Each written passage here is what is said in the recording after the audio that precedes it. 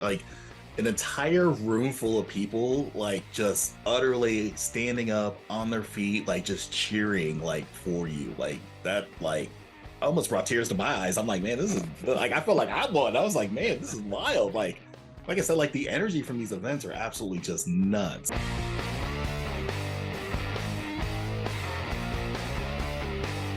Welcome to USAFBL Fingerboard Podcast. I'm your host, Levine Cunningham, and I'm excited to be chatting with Marcus Cramer. Marcus, also known as Cramer.fb on Instagram. Marcus, thank you for coming on the podcast. How you doing? Pretty good, pretty good. I cannot complain. I'm glad honored to be here. I've been watching the podcast and that would be a cool opportunity, reached out and get on it. So pretty neat. First ever podcast. I'm stoked for you. I'm excited for you to be on the podcast. We just met up like last weekend. It feels like Yep, forever ago for me, but last weekend in yep, Atlanta. yep, yep. Atlanta was a really good time. Definitely a good time. Got to see a lot of people I seen last year and new people that I've met online that I hadn't had the chance to meet in person yet. And it's just a good old time. So where are you out of? So I know you traveled probably a little bit of a distance to get to the Atlanta stop on the tour. Right outside of Wilmington, North Carolina. So I'm like 30 minutes from the beach. Hot, sticky, humidity kind of weather, but um, real big touristy area out here. But I actually live about 15, 20 minutes outside of Wilmington. But if I say we're at Burgaw, people are like Burgaw, it's Burgaw. But a little town. The only thing we're known for in Burgaw is blueberries. People come from all over the country for our blueberry festival, which is actually coming up this weekend or next weekend, one of the two. I can't remember, but that's all we're known for. No, I hear you. I live in Lawrence, Indiana, which no one really knows, but I'm 5 minutes outside of Indianapolis, and so everybody's like, "Oh yeah, I know where that's at." So I feel you for sure.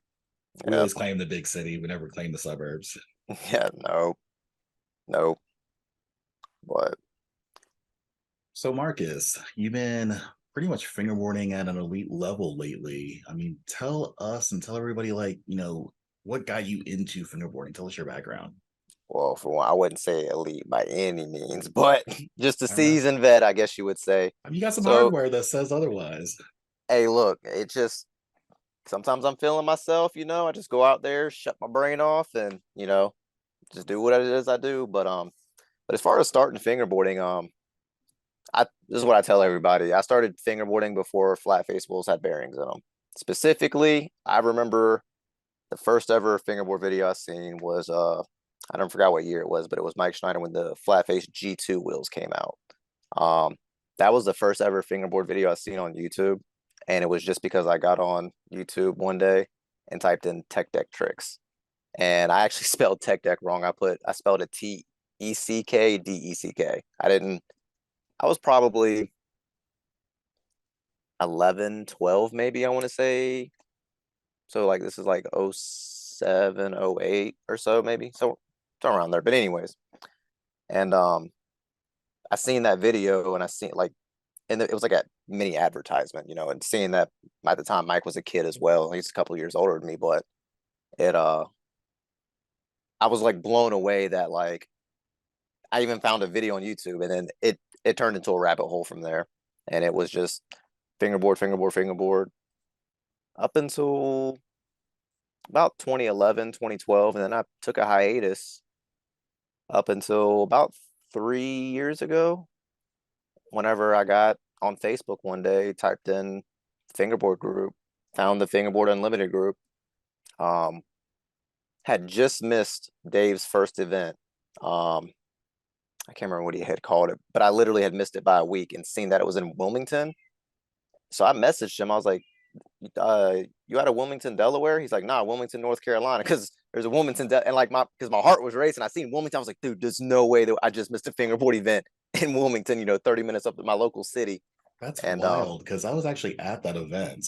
It was yep, outside in the park. It was actually a pretty nice day for it being like yep, in the sun. It was like a lot of trees and stuff. So if you had allergies real bad, it was probably not a good time. But the event itself was pretty fun. It was one of my first events and stuff as well. It's kind of how I got in touch with Dave Ware with Warehouse Rams. So that's wild that we could have like met even sooner if you would sooner, have known. Yeah. yep, yep. I literally like he had just had the event, I think on a Saturday. I had found that group page that following Saturday and met up with Dave, and the rest is history since then. It's been a wild journey the last few years with the just being in the fingerboard community.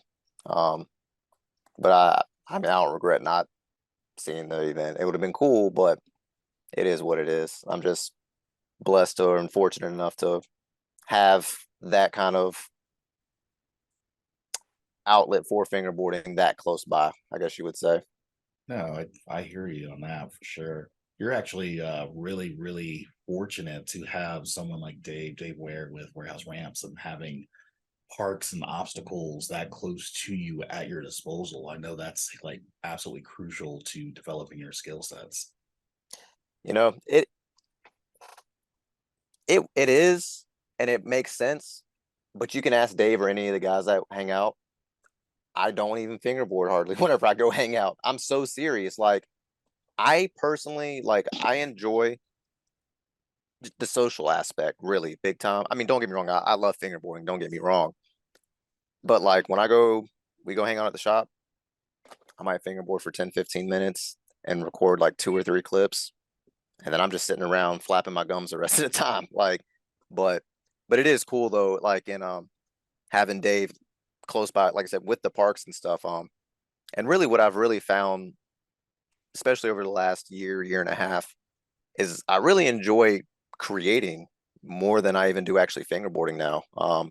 Just making stuff. I mean, I have background in anything from grading dirt to putting shingles on top of roof and everything in between. So carpentry, masonry, stonework, a little bit of graphic design, 3D cat. Like I've messed around in just about anything that you could really kind of get into when it comes to creating anything. So I just didn't have that drive or like that outside drive. Basically somebody next to me like, hey bro, let's make some stuff, like I've always been able to make parks and ramps and stuff, and I've made some in the past and whatnot, but I didn't have anybody to share it with, so it's kind of like, what's the point, Like, yeah, I could have done it for myself, but it wasn't I didn't have enough like self-motivation, I guess you would say.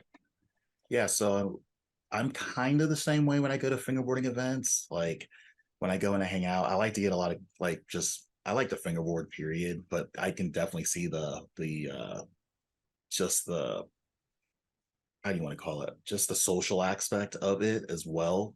Almost all of my friends at this point are basically just fingerboarders or Call of Duty. Hmm. If you play Call of Duty, I mess with you. If you're a fingerboarder, I pretty much mess with you too. So basically, like if you fingerboard and you play Call of Duty, like we're like besties. Locked in at that point for sure. Pretty much. So those are my two hobbies. Almost everything in my spare time is evolved around the two. So I get that 100%. Like I said, that's why now I will say Atlanta this year, I did fingerboard a bit more than I normally would have, but I like made it a point to fingerboard more than what I normally do at events, or just in general.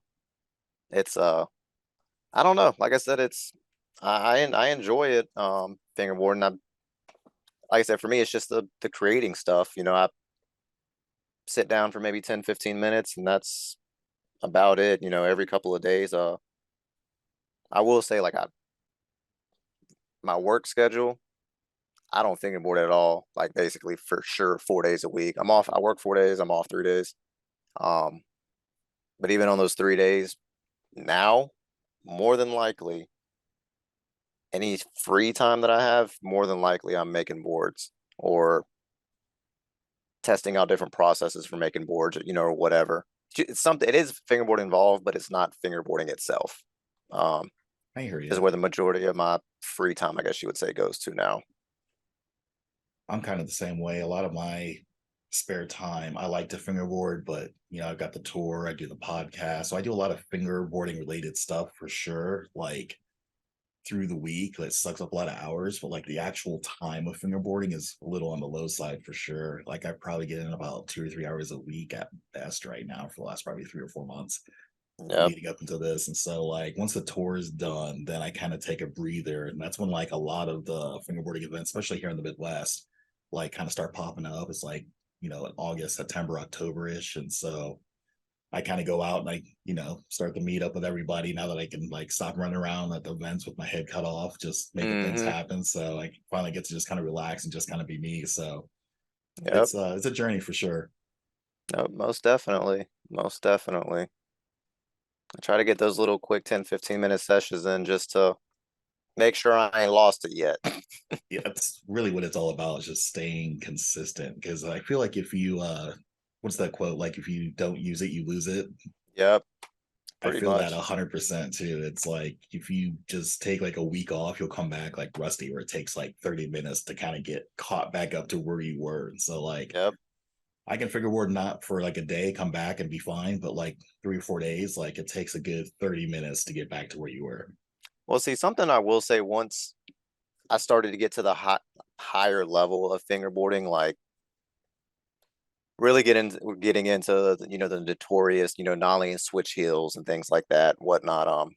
What I have found for me personally, and I'm sure a lot of other people can probably relate, taking a break honestly kind of refreshes yourself, because because like with the fingerboarding, like you're super repetitive. Like, if you're trying to do like the same trick, you're doing the same thing over and over and over again, which can contribute to developing like a bad habit, like, as far as like not getting the right flick or finger placement. If you're doing the wrong thing over and over and over again, it almost gets harder and harder and harder to try to do the trick, or to become consistent with it. At least you step away for a little while, few hours, maybe if even a few days, you come back to it, and it's like you've lost that bad muscle memory, so you can kind of start over with new muscle memory as far as like learning it. And that's, for me, that's what happened with me when I got into those like harder flip tricks, or like certain flip tricks into grinds, and then flip tricks out of grinds and stuff like that. Once I started to get frustrated, if I can't land it within like a couple of minutes, I quit fingerboarding. I'm like, all right, I need to step away. Otherwise, it's not going to be fun anymore. I'm No, just going to get definitely. mad.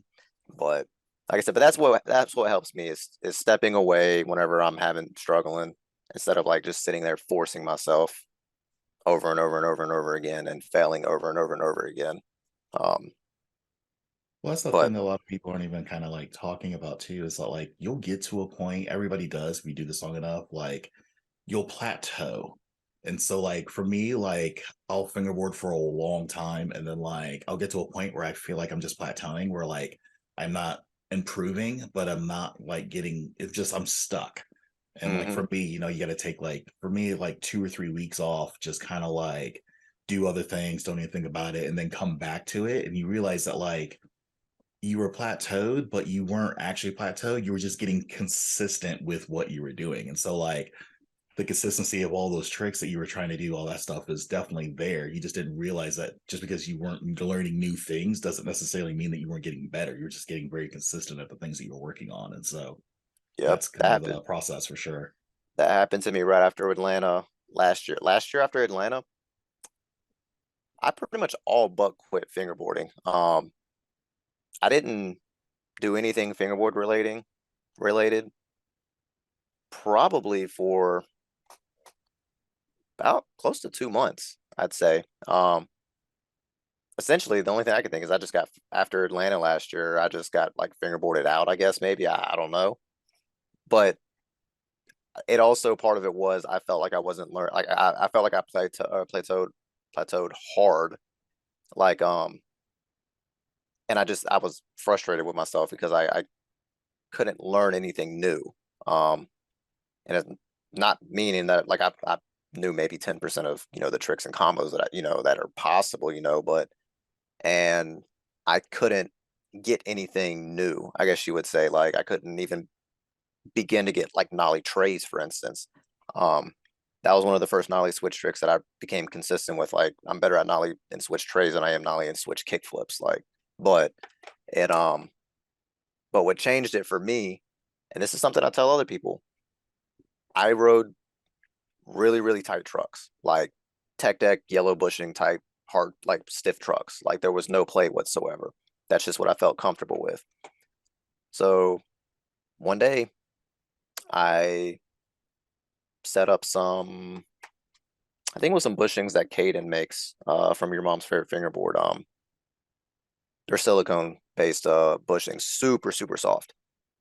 I put them on, and 30 minutes of forcing myself to use them, I was doing nollie trays 5 out of 10 tries, like just out of nowhere. And I was like, holy crap. Like it just took me completely like changing my setup and like the way it feels. And I'm able to learn, was able to learn more stuff. And um I did end up going back to slightly tighter. They're not as loose as they were, but going to super, super loose trucks for me made it easier to learn some of those harder tricks. And then I dialed it back into my tuning style and then cleaned everything up. Looser trucks allows the board to rotate better Oh yeah, no, it definitely for a lot does. of like the people that are kind of on the up and up. So like if you got a looser truck setup, like I don't know like the science behind it, but like it Well, just allows it's it. just the Yeah. physics of it. Yeah, it allows it to use basically centrifugal force to, because it's got the rebound. So Mhm. when you go to pop and the truck, you go to pop for like a nollie tray, the bushing's gonna compress on one side. And as long as they're super responsive bushings, when it goes to, bounce back, that's gonna propel the board even further versus tight trucks where there's no movement at all. It's all the rotation is literally in your fingers, which actually I'm sure on a microscopic level is actually adding more stress to your fingers and making your hands work or your fingers work harder to get the board to flip around. But, but yeah, no, I mean, there's a lot of physics and geometry. I mean, it's just like real skateboarding. I mean, it literally is a one-to-one kind of thing as far as the physics go for the most part.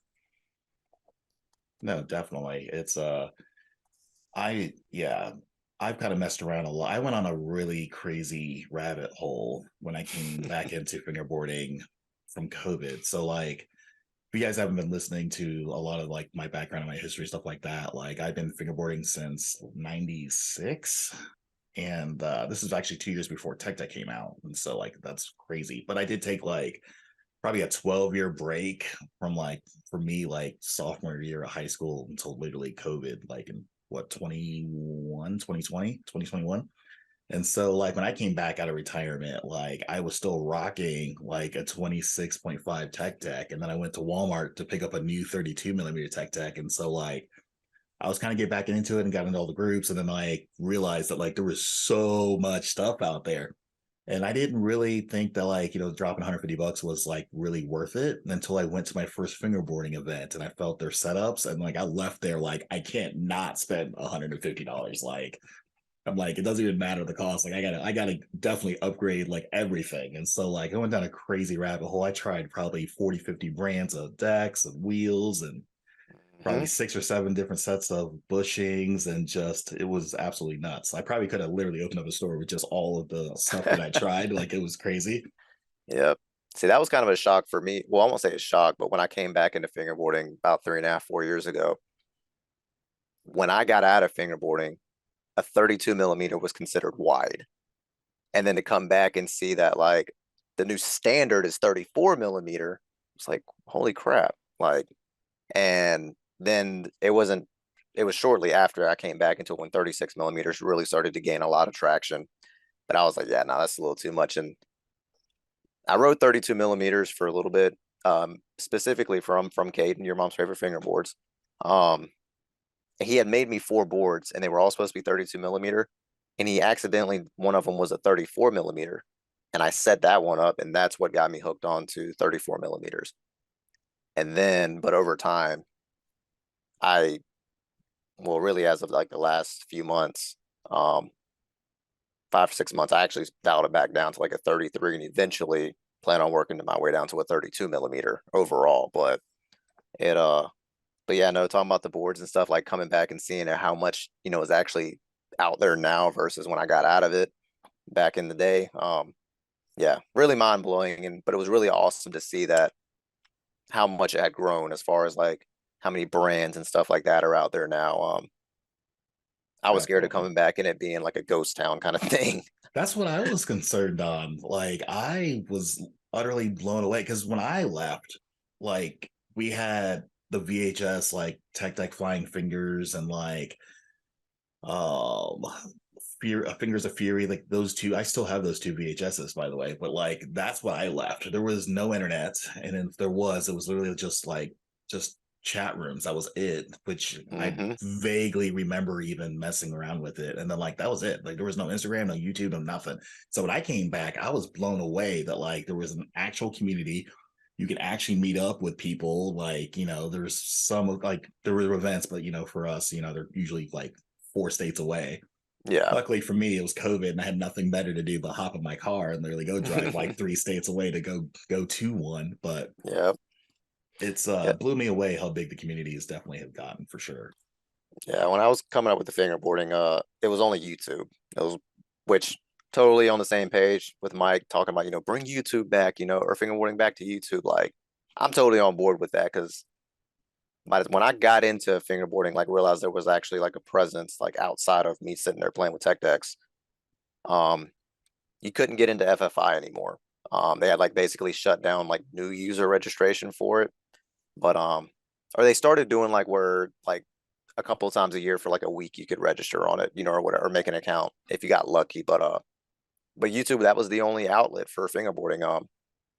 And when I got out of it and came back a few years ago, I went on YouTube and it seemed like it was dead. And then that's whenever I started kind of getting on Instagram and then Facebook. And I was like, well, let me check these places and see. And I was like, oh, okay, yeah, it's alive. It's just not on YouTube anymore. Everybody's moved on, from that, social media platform to, the new generations, social media platforms. I was like, oh man, I got to learn how to use this stuff now. But it's all cool now though. Think I've gotten the hang of it. Nah, I get that a lot. I understand that completely.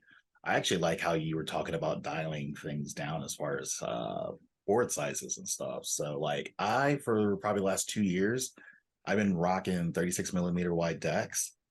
And I have been struggling with nollie and switch tricks. And like probably about 6 months ago, I dialed back down to a 34. I want to dial back down even further to a 32, but I don't see it in my future. But I think 34 is definitely that sweet spot for me, at least with my huge, like just sausage fingers. For people that don't even understand how large my hand is, I have a size 14 and a half wedding ring, like massive sausage Dang, fingers. Yeah.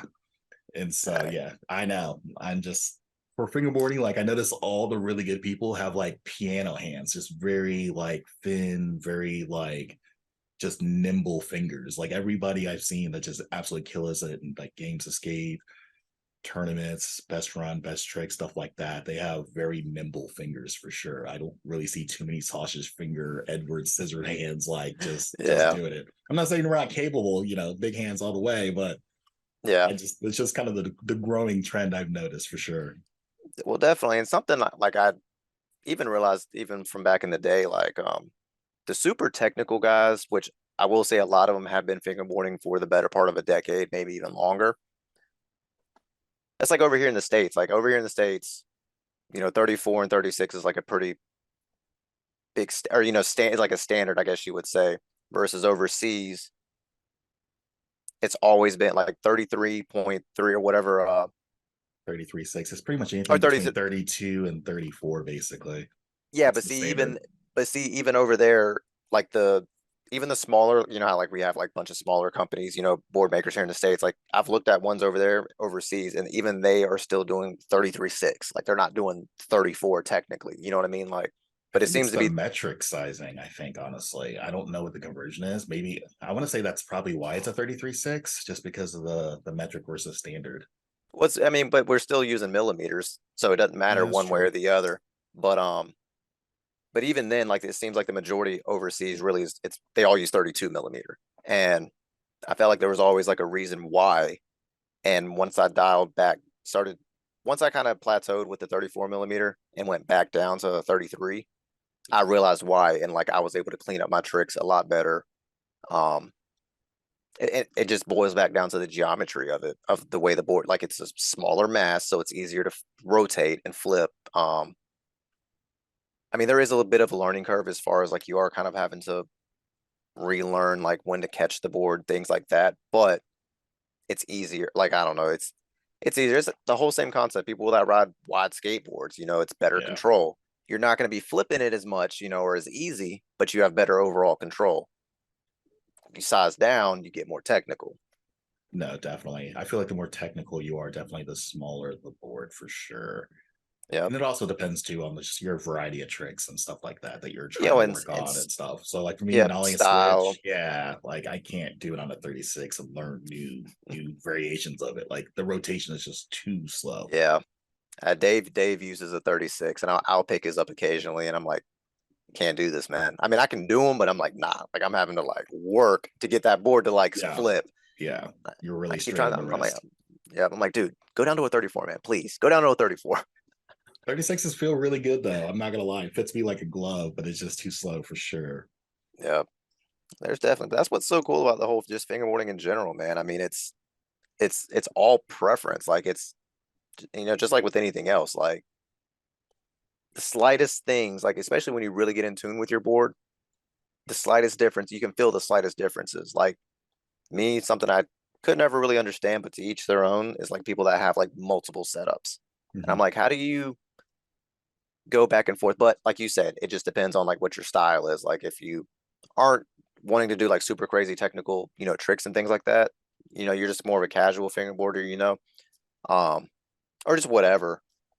But for me, like I have one setup and like that's it. And I don't change anything on it until That's the something's same for me broken too. or something's wore out. Like I've used the same tape for like 4, 5, 6 months straight, like without changing it. Now I do clean my tape periodically. I keep my wheels clean, things like that. But the only thing that ever gets rotated out are my bushings, and that's just because I struggled so hard finding like good bushings. But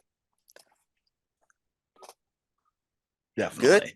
Oh, Okay. grabbing some stuffs. Oh, okay. Grabbing some stuffs. But yeah, like that's my main.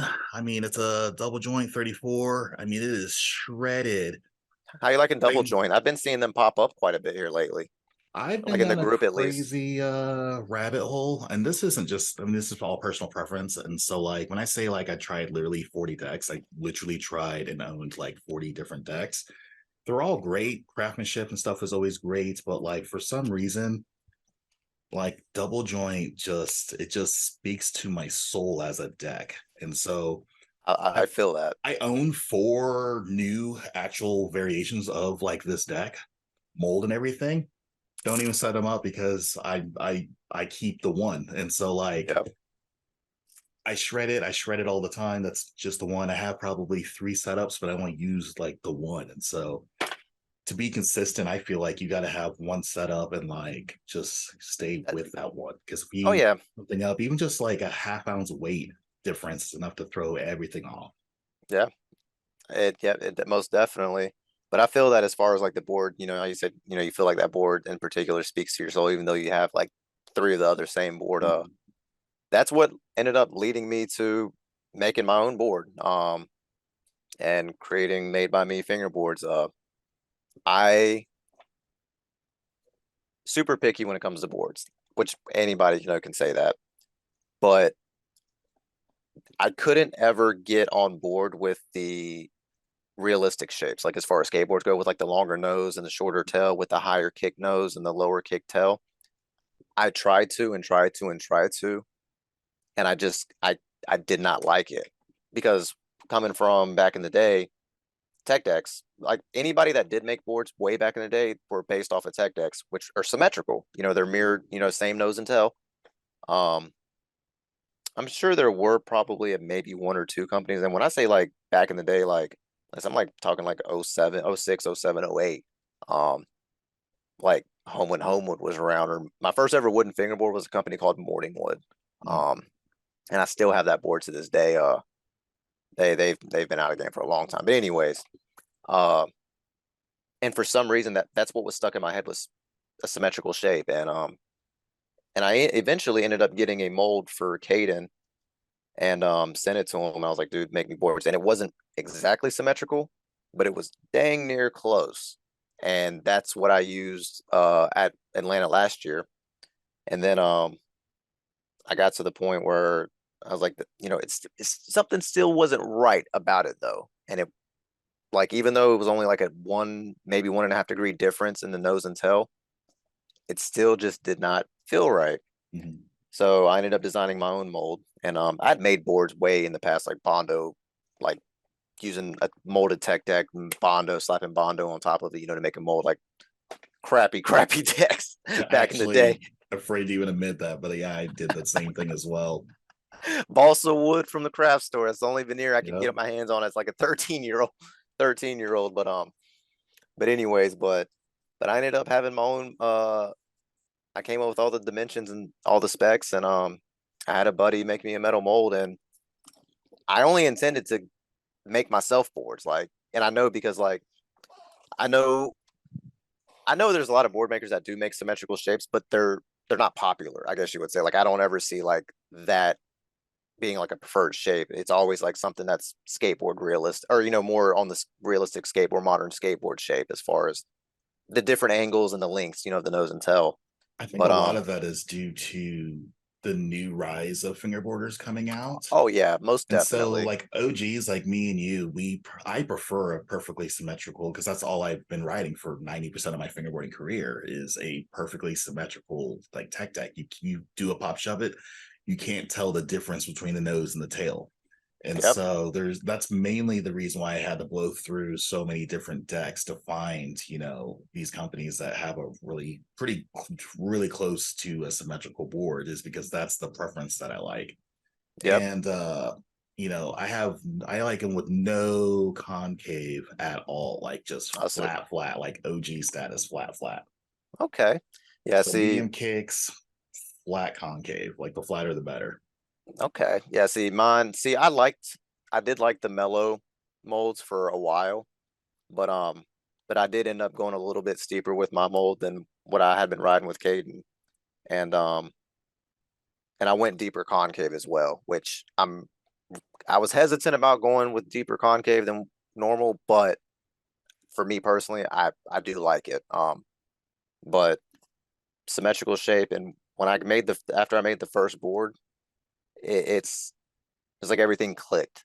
Um, it felt right. I don't know how to explain it. It just like I don't know. I don't know how to explain it, but making the first board, and then and it wasn't that the first board I had made with it was perfect by any means. Like the sanding was still crap. Like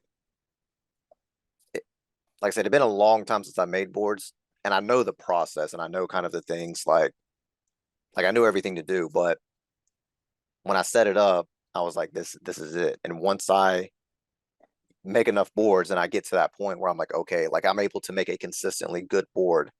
And then the one that I used at Atlanta, um, that was my first what I consider perfect for me board, I guess you would say.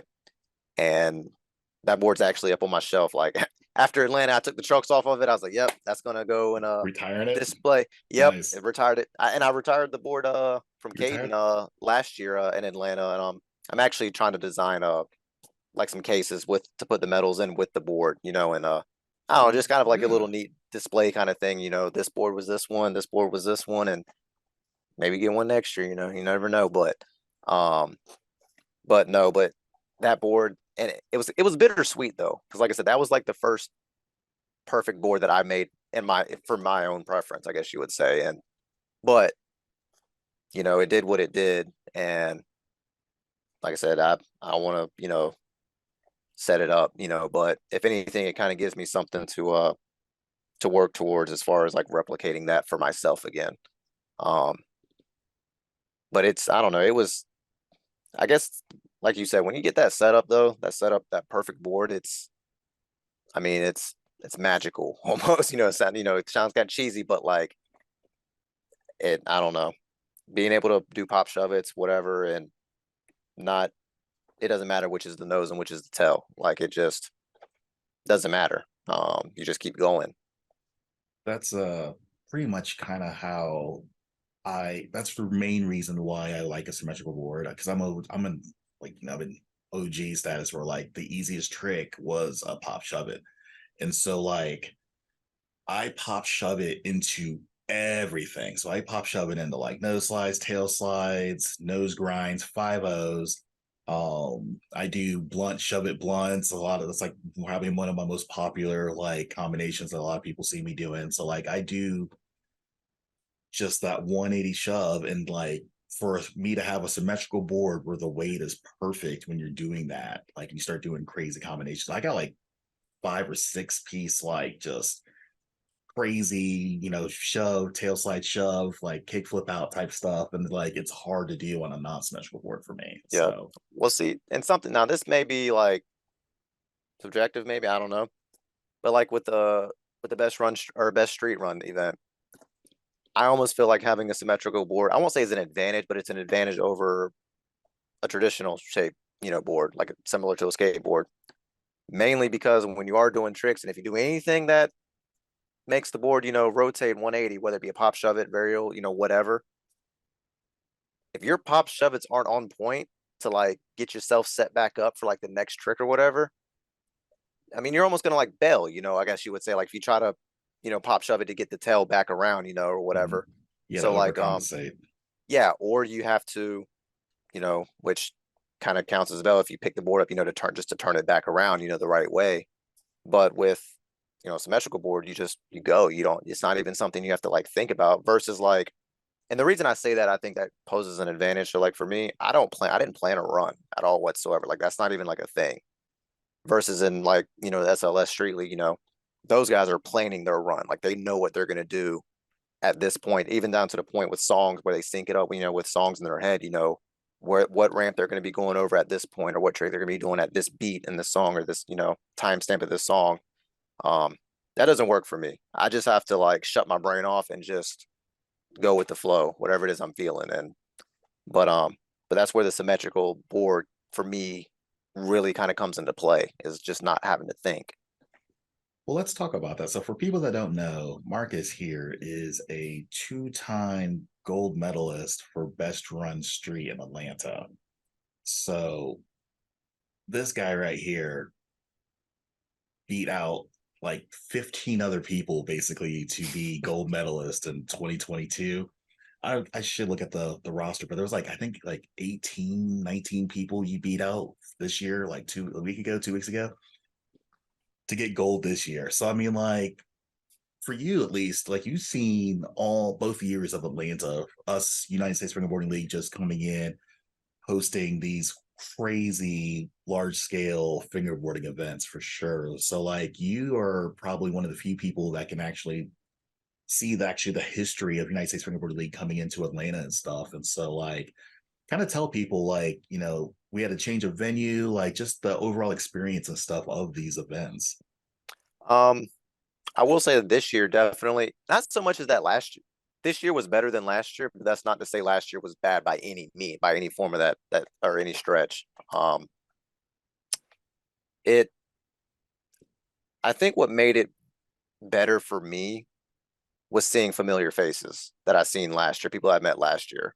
And what was cool about it is those people that I met last year, when I met them this year, it was like I just seen them, a couple days ago. You know what I mean? Like, it's almost like just kind of picking up where we left off at, kind of thing. But definitely was a few more people for sure. I don't know. I don't know. It was different, but like I said, it was but good. I mean, both of them were good. I didn't think I was going to be as nervous this year, but that was not the case. If anything, I felt like I was more nervous this year around. But It's the energy, I think, for sure. oh yeah, most definitely. We're bringing a different variation of energy in a good way, obviously, but like Yeah. the energy though that like we are on this tour this year is like unmatched. Like Oh I thought yeah. last year was like absolutely crazy. Like this year's tour, like all of our stops, the energy is on a whole nother level for sure. And Well, it's like hard to explain. It's like you're probably really able to kind different. of look back. You're probably able to look back last year and kind of, not that there were like, basically kind of like see where you could have done something differently, Mhm. and we're able to kind of capitalize on that. So now it's like, okay, I have an even better plan than last year, and it's just going to progressively always going to be like that. As Oh long as yeah, you're they're gonna always get trying. better every You know what I single mean? year for sure. I look at 2021 footage and I'm like, man, those events were trash, Well, like I trash. so I And will then say like, the. Oh, go ahead. no, I Oh was yeah, you just go like, ahead. it's night and day difference between 2021 and 2023 for sure. Feel it. Well, I was gonna say the one thing that definitely, well, that stood out to me for sure also was more vendors, I guess you would say. It seemed like there was just more like more products to be able to buy in person than last year. I do know Atlanta last year was one of your smaller events, right? It was one of the smallest ones, I think, as far as Uh, like that I'm not sure about because I don't know, for some reason it was a felt decent like, size. We had like two or three vendors last year. We sold out in Atlanta for vendors like 2 months prior to the event. So like I oh, think okay. in like April, like we sold out. We had like 6 vendors at the Atlanta stop. So it was absolutely Okay, there. nuts. Well, I was saying, I guess size wise, because of the size of the venue. Because I know you can only have so many people versus or Mm. tickets, available for whatever size the venue is. I guess you would say, but I don't know. I don't know. I guess, like I said, I don't know. This year it just seemed like there were even more vendors. I don't know. I don't remember Yeah, exactly we how had many there twice the were, but vendors this year for sure. Like it okay, was okay. there So was okay, so so yeah, much stuff to buy. There was so much stuff you could win on the raffle table. Like there was so yep, much fingerboarding gear just floating around there. Like it was absolutely nuts. yep. I finally got a rail that I've been wanting to get that I don't think anybody has online right now, but the Black River Iron Low. I've been wanting one of those, and like they weren't on any websites. The only I don't know website I anybody that found, even carries those. I don't even think Mike with flat face is even carrying the no, lows. no, he has the low squares, but he doesn't have the low round. The only website that I seen Oh, online that had it was Yellowwood and then Black River, and I think there might have been one other one, but um I think it was Yuck. Had one on his table, and as soon as I seen it, I grabbed it. I was like, I want this. I want it because I told myself I'm not going to buy one until after Atlanta. If there's not one in Atlanta, then I'll just go ahead and order one from Black River or something. Um, but I wanted to be able to buy one in person. I don't know. I just thought that was, would have been cool. But that's one of the big things I do like about the event is being able to buy fingerboard products in person. That also brings like a unique kind of uh, definitely. Because I mean, unless you're going to an event or you happen to be like living close to an actual fingerboarding store, which there's very few of now. I mean, you're not going to see actual fingerboarding gear like in person, and so yep, like it definitely has a very unique dynamic to the event and stuff like that as well. So to be able to just pick up, try it out, feel it, touch it, like you can't. There's no feeling better. yep. No, that's a really cool. That was a really cool thing for me as well. I mean, um, I don't know. It's just crazy because one thing I do think a lot about is like, as a kid, I would have never like envisioned like this being a thing, like traveling across state lines to go to events.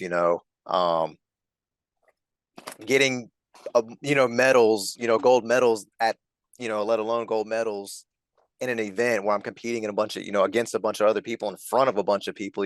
Like 11, 12, 13-year-old me. Like if I'd have told myself that at that age, I'm like, dude, you're crazy. Like the only competitions ever in Germany, fast fingers, and that's about it. Like that stuff's not coming over here, but and lo and behold, here it is in the States.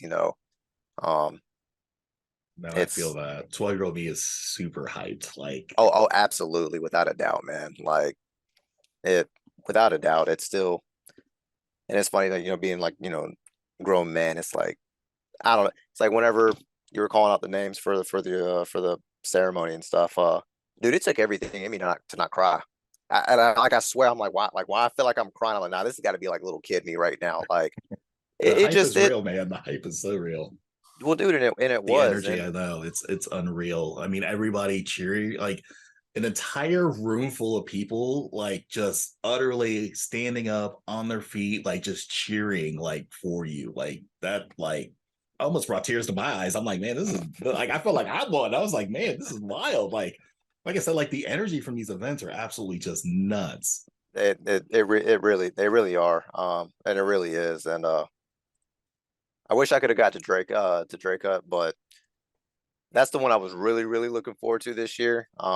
But some stuff came up, but hopefully I'll be able to get to Rendezvous into this year or maybe the next one. But uh, but I think with Atlanta though, for me, I think the cool to me, what I honestly value more than even like getting a gold medal was getting a gold medal with a board that I made. Like to me, that was like extremely sentimental to me. Like it's like I made this board and performed extremely well with it, and I don't know it. I mean, theoretically, you can endorse that. I mean, that's some championship level stuff right there. Hey, look, if that's what it comes to, that's what it comes to. But just the seeing something I created, I guess, do that. Like, like honestly, I don't even care that it was me. Like, if it had been somebody else using my board, I'd have been just as stoked. Like, it's like I made that board, that just got a gold medal.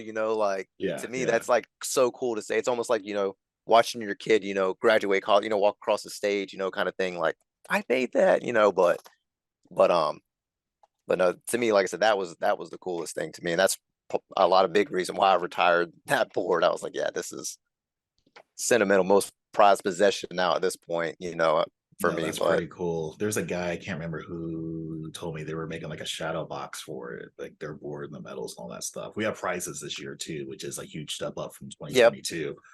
that was something So else that, I seen that was pretty cool when I walked in and seen them. I was like, oh, I was like, okay, prizes, that's pretty yeah, cool. 2022, we didn't quite have enough sponsored items to kind of do the raffle table and the prizes together. And this year, like everybody, all the sponsors came through and like we got a crazy raffle table. We've got Yeah, prizes for all like first, second, and third, and they're like yep, banger prizes too, not like little stuff. yep. So Yeah, no, the raffle table is pretty crazy. That awesome. I had Berlinwoods up there, or Black River boards, Black River completes, and I mean just all kinds of stuff. All the level up tuning. I mean, there was yeah, it was definitely a crazy raffle table. I like I said, looking at it and stuff. I don't know. I was pretty stoked to, just to see, and also cool just seeing all the new companies, that mhm. I hadn't even seen yet or anything like that. Bringing stuff to the table. No pun intended, but like that was something else I thought was pretty cool.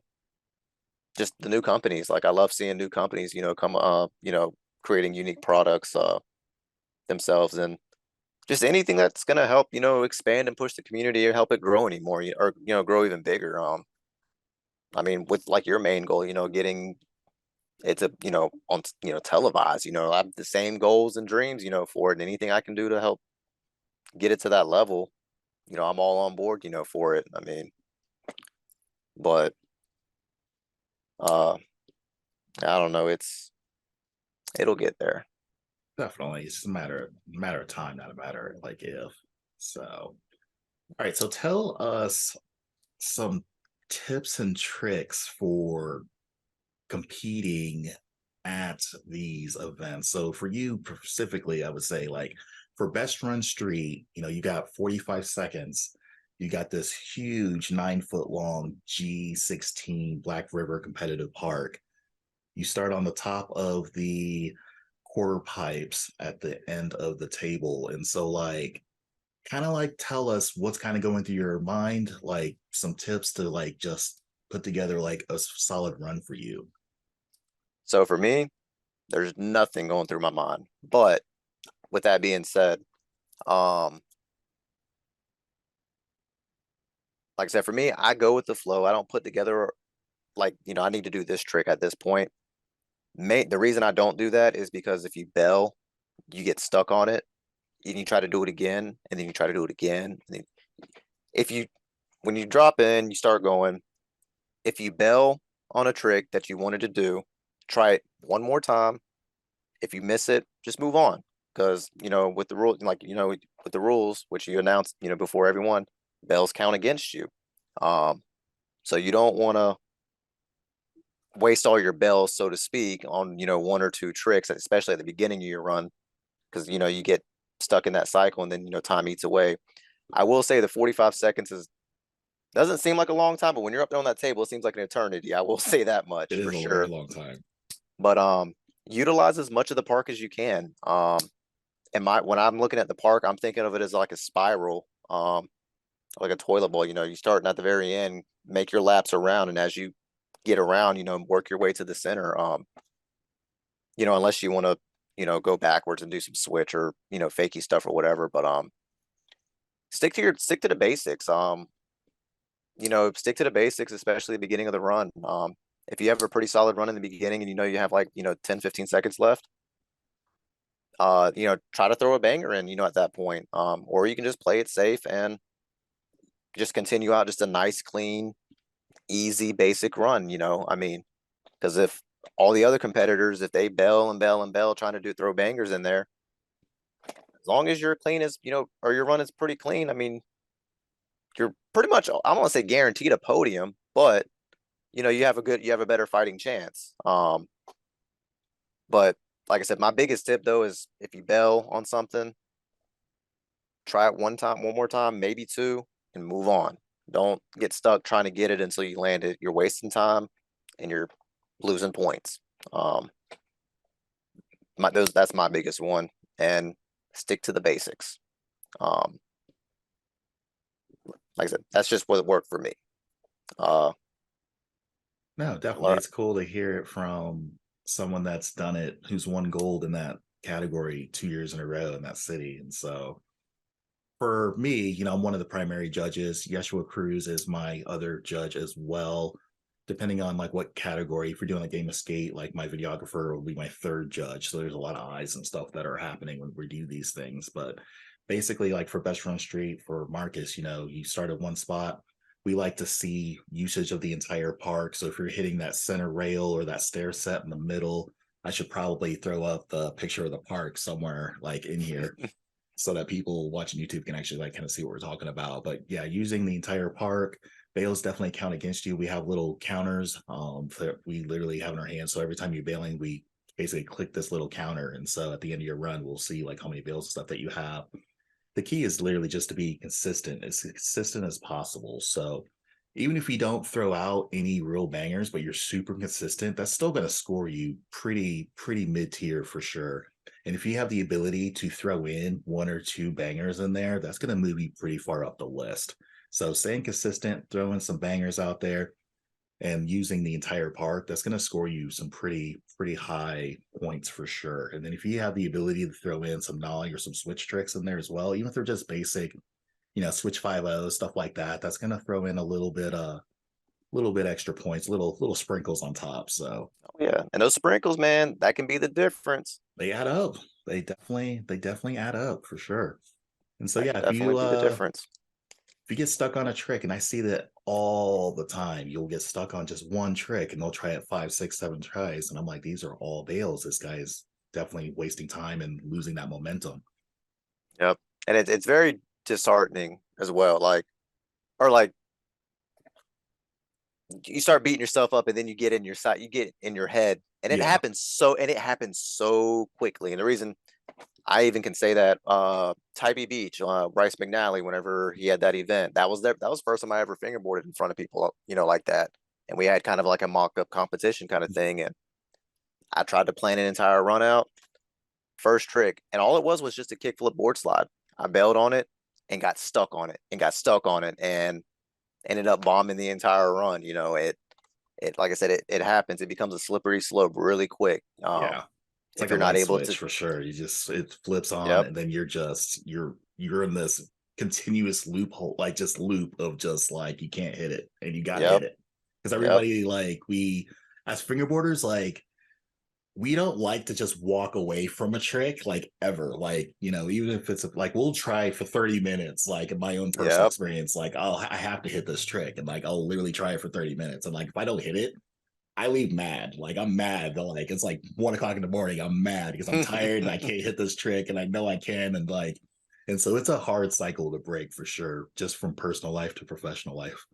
yep. I mean, the best thing, and one other kind of little tip, the best thing I can say is set a timer for yourself. See how many consistent tricks you can do in 45 seconds, just back and forth on a rail. If that's all you have at your house, it's just a flat bar, or, just even if it's just a textbook, just back and forth, just how many, kickflip 5-0s or kickflip 50-50s you can do back and forth in 50 seconds, or 45 seconds. Just little things like that, I mean, can, really kind of help you build that consistency and that muscle memory, I mean, obviously taking it to a park in front of people definitely adds a bigger element, but if you can have that foundation, you can build off of that, you know, um, instead of just kind of walking in like with no foundation, essentially, Yeah. But but that's just my 2 cents on it. I mean, might not be for everybody, but that's what worked for me personally. And this is like, once again, I mean, this is just fingerboarding on a competitive level. 95% of fingerboarding is on a personal level. And so fingerboarding has always been an art form. It's been an art form and stuff like that for me.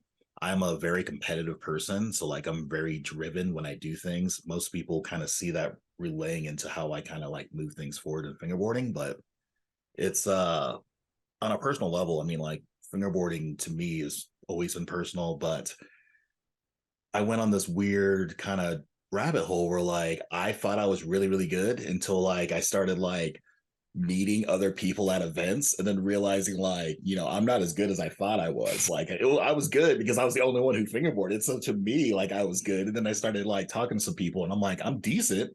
I'm fairly decent. And then like there's some monsters out there. And then like kind of gets me like just fired up. Like when I leave an event, like I'm like fired up. I'm watching games of skate. These guys are hitting stuff I didn't even know was even possible, like just stupid stuff. And I'm like, all right, I gotta make a mental note. Like I've gotta add this trick to like Yep. learn for my bag of tricks. And so, Yep.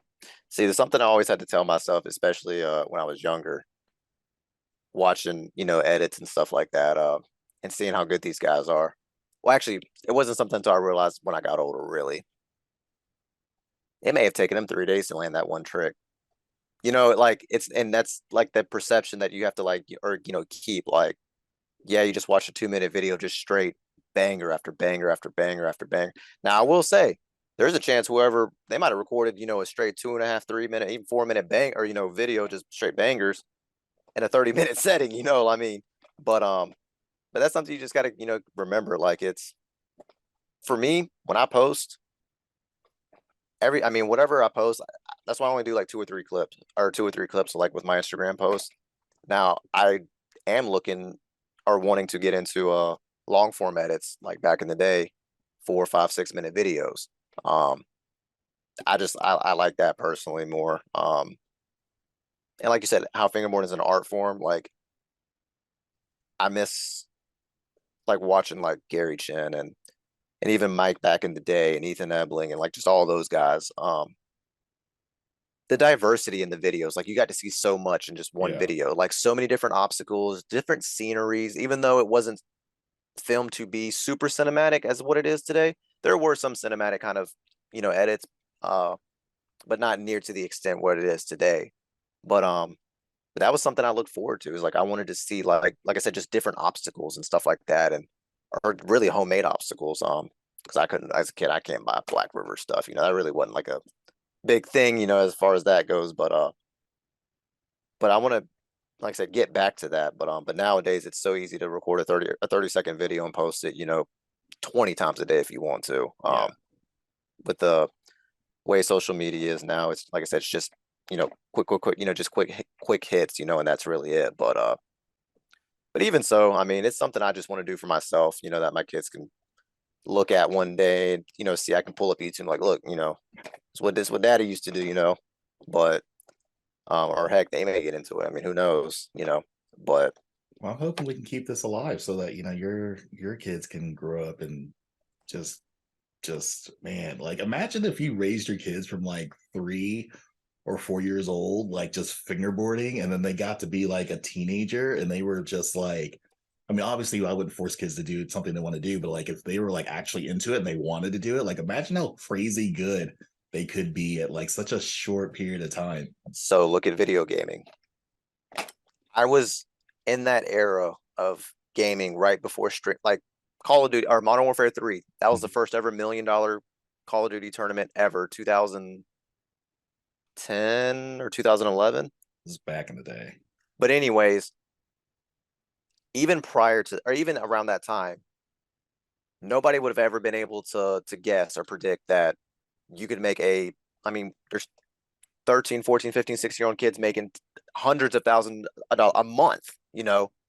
sitting playing a game, But my parents ain't playing video games all day ain't gonna get you no. Well, bull crap. Look at these kids now, I mean, thousands of kids. Now, granted, it is a super small percentage, but the thing is, it's a thing. I mean, there's a chance, these fingerboards. Who knows? In the next 10, 15 years, it could be one of those things where it's a career. I mean, it just takes a foundation, building the foundation for it. No, most definitely. It's it's wild. Even like just the world of just being sponsored, even in gaming and stuff like that. Directly, let's you got some sponsors, don't you? Yeah, so Caden with your mom's, he's actually about to like a little bit more focus on because like whenever he started, he wasn't it was a more of a fun thing, I guess you would say. It's more of a family, which the team is still a team. It's not like he was like, all right, guys, I'm done with y'all. I'm making a new team. But the fingerboard scene down in Florida is like really, really picked up with the up fingerboards. And like Caden, I want to say he said there's like 20 or 30 guys that are local down there now. So I actually kind of was like, well, pick those guys up, man. I mean, on the team. Because like I said, it's more of a family. I mean, Caden and I, we've helped each other a lot in the fingerboard community, or as far as like just with your mom's favorite fingerboard. But and then now I'm doing the made by me, but I did just pick up. It's still hasn't been like officially announced yet, I guess you would say. But I did pick up a wheel sponsor recently. I'm gonna leave it at that. But Okay. Okay. um, extremely stoked about it. Childhood company that which a lot of people can probably just kind of guess if they just look at my posts and stuff. But still, that was a that was a laying in bed, teared up at that one whenever I read that message. First I actually did like a little crazy giddy dance kind of thing. And my wife was like, "What is wrong with you?" And I kind of started tearing up, and I showed her, and she was like, "Oh," and but that's really it though. As far as like with the whole sponsor thing though, sponsors are cool and all, but I guess like as a kid, yeah, I wanted to get sponsored to get kind of free stuff, and that kind of seems to be what the younger generation, even to the younger fingerboarders, kind of have it in their mind. But the thing is like, all right, yeah, you can get free stuff, but what are you doing? I don't know how to explain it. Like, Well, the thing was, it's being sponsored, and this is where a lot of people don't realize, just from a business standpoint. Even though I am a fingerboarder, like, obviously there's a business aspect to everything, but yeah, when you become sponsored by a company, you are essentially a promoter. You're now yeah, a marketing person. So like they give you free stuff, which is awesome because free stuff's cool, but like at the same point, the aspect, like they're gonna expect things from you in return for the free stuff. So for fingerboarding, that could be like, hey, I need you to post some clips with my stuff in it once or twice a month or whatever that looks like. Or every time you make a post, like tag me in it or whatever that looks like. But like essentially, like, you get free stuff. You're going to get some clout. It's cool to be a team writer. Like that's personally, it's always kind of been like my dream is to be like a team writer for a large company, just traveling around and basically like just competing at all these events and stuff. And so theoretically, yeah, I'm vicariously living my dream through everybody else. yeah. And so like So, well, the one thing that's kind of, yeah. so the one thing I will say, like as far as like sponsors go for me, I don't, I look at it as more of like a family kind of thing, or like a really, really close connection. I don't care about the free aspect, I guess you would say, or free products, because like I guess it's kind of easy to say like once you're an adult and you have adult money, so you can just kind of buy whatever you want, I guess you would say. Um, but the other thing I will say though is I guess like I kind of like companies like I get it, like if you're like once you kind of get to that corporate level sponsorship kind of thing, talking like mega corps, kind of thing. The whole if you are wanting to be sponsored by a company, you should never put yourself in a position where they would have to ask you to post. It should just be something you just do. You just support, tag, hashtag, whatever it is. Um, and just talk to people, like it should never be which I know you've seen the post before, it should never be hey, can you sponsor me? Because Those that's are the worst. Those are the absolute worst. and it is what it is. And I will say it might be somebody new into just the whole community as a whole, and they might not know how that works. Um, but I would hate to like for a fingerboarder to message the wrong company and then be like, don't ask to be sponsored, kind of thing. Like that'd be like the first interaction with actually a company in general. Mhm. And it'll leave a bad taste, which I don't think any company owner would respond like that, but you never know. But it's just, just support, the community for what it is. I mean, if you're passionate about a product, I mean, you don't have to buy every single drop, or anything like that, but just supporting them and just being a cool person, and helping push the community. That's what these company owners are looking for that do have teams. It's not even just pushing just their product. Like, yes, they want their product pushed, but I can pretty much almost without a doubt say that any company owner, especially any big name, they want to see the entire thing grow, not just their company. Um, because it's, like I say, it's lonely at the top, but I ain't there, so I can't really say, say that for sure. But I don't think any one company would want to be like the top company, Um, same level companies, promote good competition with each other, and it promotes innovation, and new stuff, better stuff, over time. But like I said, but that's kind of just like I said, where it starts, just support the community, support if there's a product you like, support it, tag, post. Um, and if they like what they see, and and the thing is, you don't have to be like a crazy shredder. You just express your love and passion for the product and for the community.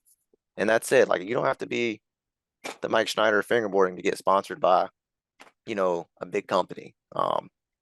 Almost everybody I think that I know that's sponsored, they know the company owners or the people that are responsible for those sponsorships, like on a personal level. And so almost everybody I feel like is basically kind of family. Especially when I travel around, I look at like, companies. So like Yuck, Fingerboards just in the Atlanta area. Last weekend when we did the Atlanta event, I mean, like they're from Orlando. And so like they brought their whole crew up there. And so like, that crew is local to them. They're all friends. They hang out in their personal life, stuff like that. And so they all know each other very, very well.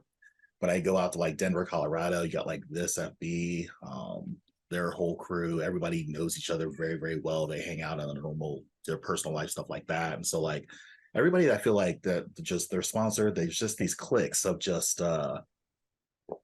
people just getting together, just knowing people on a just a deeper level. And so like I don't feel like we're at a point where like people are getting sponsored purely because these people are just like that talented and it's more of a business arrangement.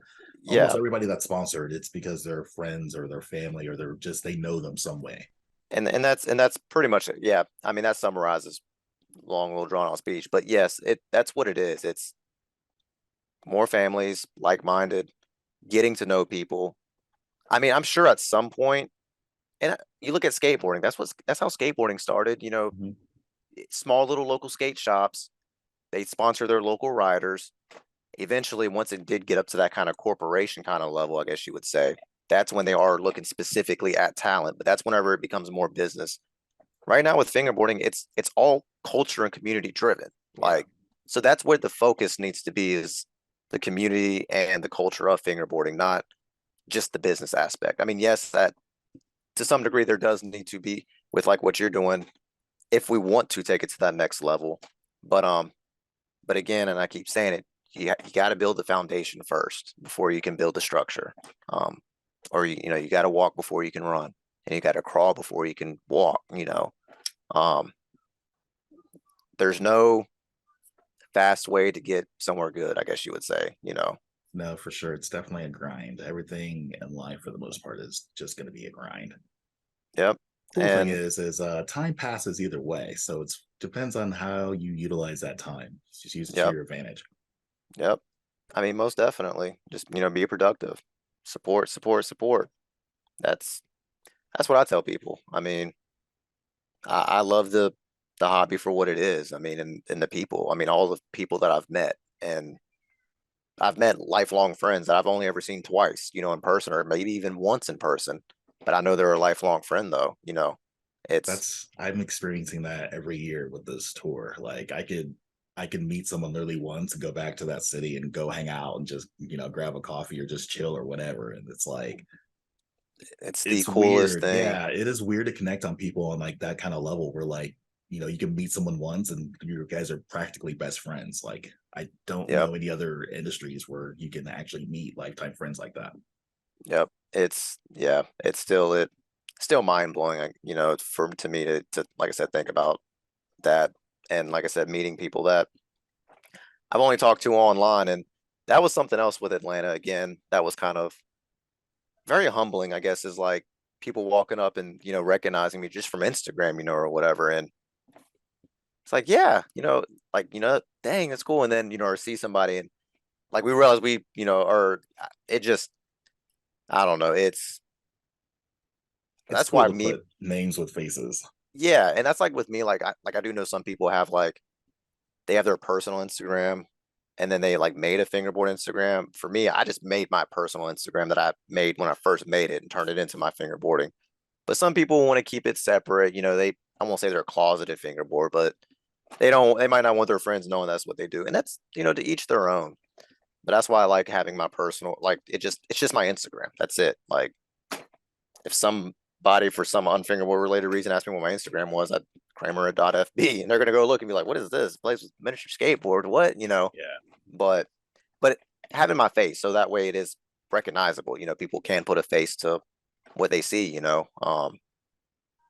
But like I said, but that's just my take on that. But No, I feel you. We've met so many different people. I've been out to the Wilmington area. You missed Dave Ware's first event, and yep, then I don't think he's had another one, but I do know that he has one coming up this October. So it's gonna be a big one. so Dave Ware, Warehouse Rams, he's out of the Wilmington, North Carolina area. So if you guys are anywhere close to there, I think he still does Thursday meetups. Yep, we do Like, Thursday meetups. And you can talk to Dave, or Alex. Uh, if it's enough ahead, if you let us know in advance, if you're like going to be in the area or want to come down, we can set something up on a Saturday. It's just Thursday for like our local group is like the best day for us to meet up. For us to just do our little meetups and hang out. And it's just more of just a hangout sesh, and we got the parks and stuff like that. But but like I said, but yeah, no, if you're ever in the area, like I said, you can get up with one of us, Dave, Alex, or myself, or if you're going to be in the area for the weekend. But yeah, we're putting together an event in October, first week of October. I think it's first week of October. yeah, I think it's he hit me up like 3 days This ago. oh, October 7th, I want to 7th. say. Yep, It's a Saturday. yep, Supposed to be like 7th. food truck and raffles, all kinds of crazy stuff. So it's gonna be a big ordeal. And for you guys that don't know, like Dave Ware, arguably, I don't want to like put people on pedestals, but he makes really, really good parks. And he's got like 10 or 15 of these things that are gonna be at this event. And so if Oh, you are a shredder, we'll have more than that. We'll probably end up tossing together probably another 3, 4, maybe even 5 parks between now and then. So I'm there's already gonna like be. blacking out that like that's a warehouse day right there. So Yep, we'll be putting the flyer out within the next couple of days. Well, it'll probably be out by the time this podcast comes out, uh, but the flyer will be out before long, if not already. And definitely mark your calendars because we're shooting for the stars on this one. I tell you that. Um, it's going to be a good one. I just know it's going to be a good one. I'm excited. Like I said, I got deep roots down there in Wilmington for sure. I've been to a couple events out there. I know Bryce McNally, he had that Coastal Shred events. We both competed for best run and stuff, and Yep, yep. those are fun times. We got a lot of lifelong friends down there, so I'm excited to make my way down that way and hang out with all the homies. Not working, of course. Yep, and that's going to be the best thing about it for you, I man. Like I know, said, I you got know. to actually get to enjoy, hanging out, not business, or but Running around with my head cut off. yep, A lot of yep, fun though. A lot of fun. most definitely. You got any future projects? Anything that you got in your back pocket? Other than just the drop for Made by Me fingerboards, I'm just taking things slow. I'm not in a rush. I mean, I've sold a few boards here and there, people that have hit me up, but I'm just wanting to prepare for a drop, but I'm kind of doing things at my own pace. I don't want to rush it. That's not why I'm doing it. If I don't sell a single board, I'm not going to be upset. This was for me. That's kind of where the name came from, and made by me, because it Yeah, was no, I made hear you. for me, But That's pretty I, cool, actually. but it, I actually made the name before I realized that's what the name was going to be, if that makes sense. Like some of my posts, whenever I first actually started, because I'd actually made quite a few boards before I ever even posted about them. But I think I had like, when I do like a build setup, or whatever build picture, Yeah. the first one or two, I think I put like just homemade board, and that's just what it was, just a homemade board. And then I did made by me. And then it was like a day or two after that, Mike Tucker actually messaged me. He's like, "Oh, did you finally figure out a name?" I was like, "What?" He's like, I seen you put, made by me." And I was like, "Oh," it's like, "Yo, that's a good name. I like that." Made by me. Short and sweet.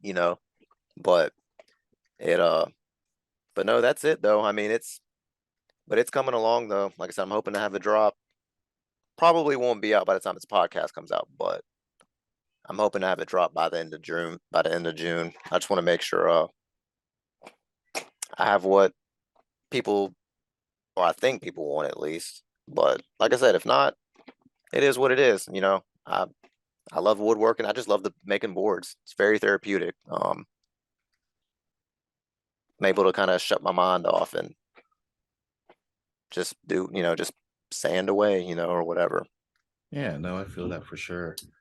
You have anybody you want to give a shout out to? And shout out to Dave, because I wouldn't be here without Dave. Shout out to Alex, Nugent, Nugs FB. Um, we wouldn't have all the parks set up if it wasn't for him, or a spot to have him at if it wasn't for him. Um, Shout out to Bunny Tail Bushings. Finally found a bushing that I like. They're actually out of Winston-Salem, which is a few hours northwest of us. I think we're about 4 hours away. Um, Shout out to you, man. I wouldn't be right here doing this podcast if it wasn't for you, man. I appreciate you coming up with, giving us this platform for us to, as fingerboarders, to, get our thoughts out there, and like I said, just to get it out there. Um, Shout out to my wife for putting up with my fingerboard mess. No, it's but that's really about it though.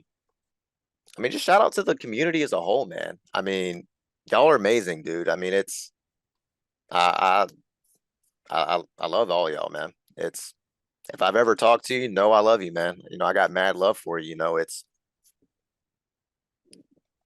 It's indescribable. The feeling that I get just knowing that I'm a part of this community, just to be present in it. So shout out to all y'all, man. I appreciate what y'all do, and let's keep it moving forward, man. Most definitely. All right, Marcus, where can people find you on social media? How do people get a hold of you?